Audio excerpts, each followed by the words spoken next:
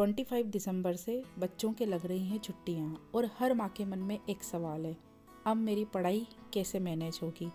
Radhe Radhe friends. तो आज की सुबह की शुरुआत होती है मेरी मॉर्निंग ग्रीन टी के साथ। लेकिन सच कहूँ तो ये परेशानी नहीं है, ये एक नया रूटीन बनाने का मौका मिला है।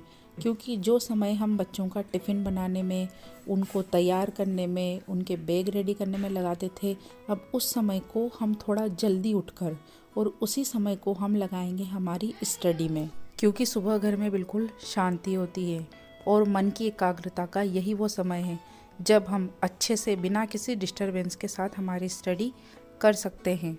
फिर जब बच्चे उठ जाए तब हम पूरे घर के काम, नाश्ता, लंच और उनका अच्छे से ध्यान रख सकते हैं। और फिर जब बच्चे दिन में रिलैक्स करें या वो अपने अपने कामों में व्यस्त हो, तब उसी समय हम फिर से हमारी पढ़ाई कर सकते हैं। क्योंकि इन छुट्टियों में हमें थोड़ा थोड़ा करके लेकिन रोज़ पढ़ना पड़ेगा। आज हो सकता है कि हमें थोड़ा मैनेज करने में प्रॉब्लम्स आए, लेकिन एक दिन यही हमारा मैनेजमेंट हमारे रिज़ल्ट का कारण बनेगा। हमें हमारे सपनों के लिए समय तो निकालना ही होगा। अगर मैं कर सकती हूँ तो आप भी कर सकती हैं। घर की जिम्मेदारी, बच्चों की जिम्मेदारी, इन सब के साथ आप भी अपनी पढ़ाई को मैनेज कर सकती हैं। बस एक फ़ैसला लेना है कि आज नहीं तो कभी भी नहीं। अब समय हो चुका था अपने किचन की जिम्मेदारी का। तो आज मैंने खाने में बनाए थे पूड़ी, आलू बड़े, हलवा और सब्जी। और उसके बाद मैं वापस से अपनी स्टडी करने के लिए बैठ जाती हूँ। जब दिन में बच्चे रिलैक्स कर रहे होते हैं तब मैं अपनी स्टडी कर रही होती हूँ।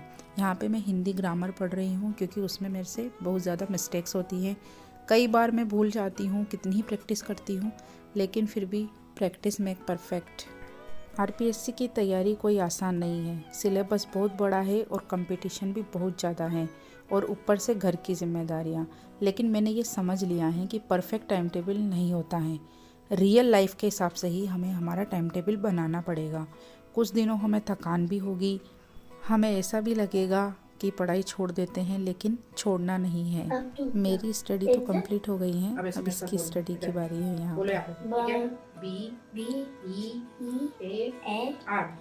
पे